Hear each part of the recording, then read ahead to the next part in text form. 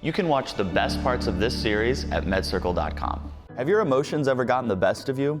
Everyone can relate to feeling overwhelmed or being stressed out, which boils down to how well we manage our emotions. Well, this life-changing and often quick-acting therapy will give you the tools to do just that. Welcome to the MedCircle original series, Dialectical Behavior Therapy, an evidence-based way to feel better and live fully. We did a mock therapy session in this series where I came to you with my very real-life struggles of depression, and you sat down and showed me how I could use dialectical behavior therapy to solve my problems with depression. So we will talk about that. But first, with our viewers, what is DBT? So dialectical behavior therapy is what's considered a third wave cognitive behavioral therapy. So it derives from a lot of the principles of CBT, but it also infuses a lot of other principles, namely some Eastern thinking principles about mindfulness and being in the present moment and having sort of a higher experience than what is in the here and now. And DBT composes of 4 modules that help you to work on different skills that will impact your life in emotional management, in how you relate to other people, in reaching your goals. So the 4 modules are mindfulness, interpersonal effectiveness, emotion regulation, and distress tolerance. And when you say mindfulness, a lot of people out there are going to go, oh gosh, woo-woo, she lives in LA, she probably you know, does yoga. Little do they know I hate mindfulness, and I have to fight so hard to do it. Now they know, know. But you don't have to believe in DBT to see the results of it. No, you don't. You just have to have at least an open mind enough to want to learn about it. Yes. And then to make a decision for yourself. And you know, to that point, mindfulness, everybody hears it, oh boy, sitting with your legs crossed, meditating for an hour, thinking you're better than everyone else, using a mantra. No, that is not what mindfulness consists of. There's so many other ways to approach mindfulness.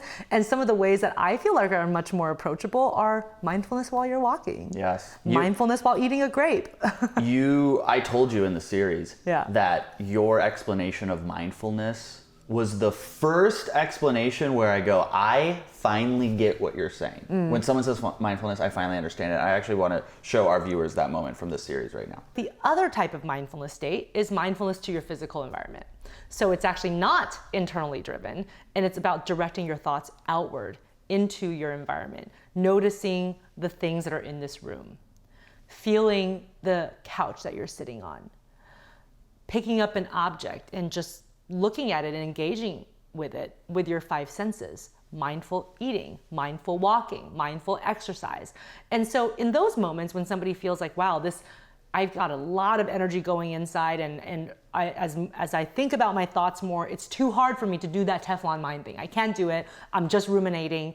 Then that's when they develop the mindfulness going outwards, really focusing on their environment as a way to take focus away from that rumination process. So I finally got it when you explained it that way. But there are so many people out there who have never heard of DBT. Yes. Who are living with one of the many mental health conditions, whether they know it or not.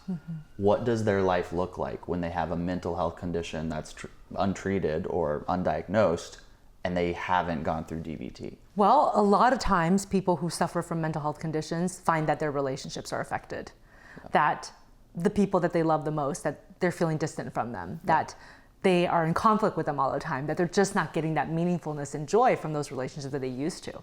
And DBT can really help address that. DBT also helps with managing feelings. And I think that this is an area in which cognitive behavioral therapy does work on, but is not really particularly focused on it. CBT really focuses on managing your thoughts, maybe changing the ones that aren't so productive, and changing your behaviors and actions and how you relate so that your emotional experiences are improved. So it's almost like an indirect access to dealing with your emotions. Dialectical behavior therapy takes a whole different approach. It deals with those emotions head on. And not only does DBT provide psychoeducation about emotions and their functions, which I know we talked about in this series, but it also helps these individuals to manage their emotions better, regulate their emotions better, be able to tolerate stressful moments better and know that they're going to pass.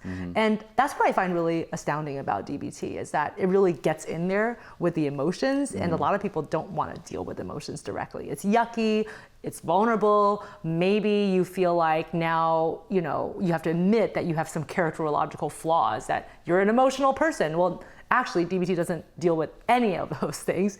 DBT deals with the fact that emotions are something that happen to everybody, and we all need to learn better skill sets to utilize them to our advantage. And that's really it. Yeah. And so I think that really helps people if they haven't been exposed to DBT before. Yeah, you're saying that's really it, but do not confuse the simplicity of the concepts in DBT with a lack of effectiveness. Because the fact that this simple 4-module outline exists is, I think the simplicity is one of the reasons people can get behind it. Yeah. You're not going to learn about DBT and go, whoa, I'm really confused. Yeah. This is crazy. This is too science or medical or blah, blah. You're going to listen to it and you're going to hear these simple concepts explained in a way that finally you get them. Yes. Because everybody out there has heard of mindfulness. But how many people get it? Right. I thought I got it. I didn't realize I didn't get it until I sat down with you in whatever episode that was, and you explained it to me. I go, oh my gosh. Now the problems that I have with depression, the problems of helplessness, of hopelessness, those problems of when you just feel a little out of whack, or you can see, I don't feel 100% right now, I'm moving in the wrong direction.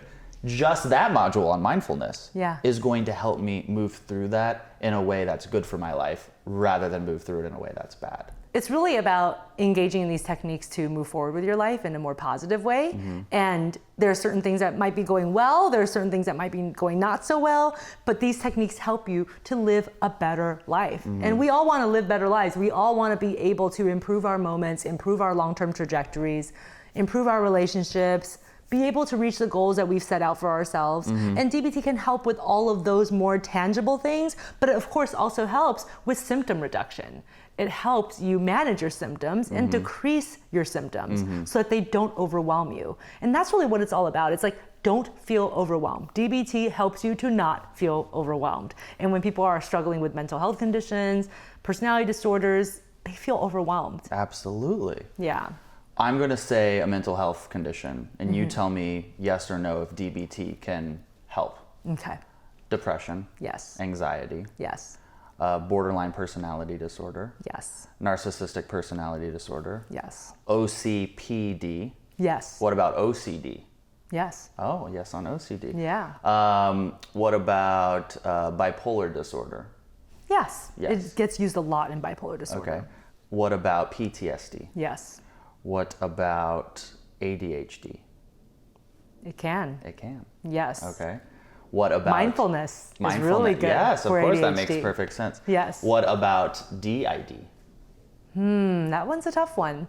Although I think that with dissociative identity disorder, so much of it is about bringing yourself back to the present moment so that you don't dissociate. Yeah. So yes, I think that it has some applications. This is so exciting. It's so fun. It's so exciting because it's like there's this answer right here, but it's under a rock. Yes. And I feel like we've just lifted the rock up. Yeah. And we go, you guys, there's an answer under this rock. We just found it. Yes. It's not difficult to understand. And we've explained it perfectly with the expert herself. That's what I feel like. That's a gift. I'm so glad to hear that. That's a gift. Yeah. Yes. Yeah. I feel privileged to have experienced this.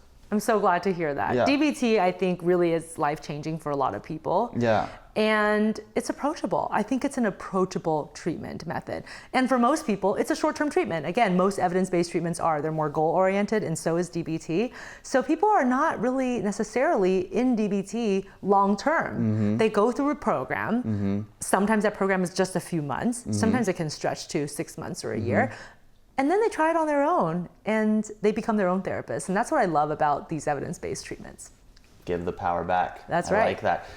When you told me that many people see results from DBT in 2 weeks, I mean, my jaw fell open because I know a serotonin reuptake inhibitor, an SSRI, or an antidepressant needs 4 to 6 weeks. Right. So if you can get results, if you can feel better in a fraction of the time and not have to take a medication. Right. Hello? Yeah. I know, it's great because it's really about improving the moment. Yes. And we had talked about sort of these micro improvements over time that all of a sudden, a couple weeks from now, hey, this is better. Yeah. My relationship with my mom is better. Yeah. I'm doing better at work. Yeah. I don't feel as overwhelmed. Yeah.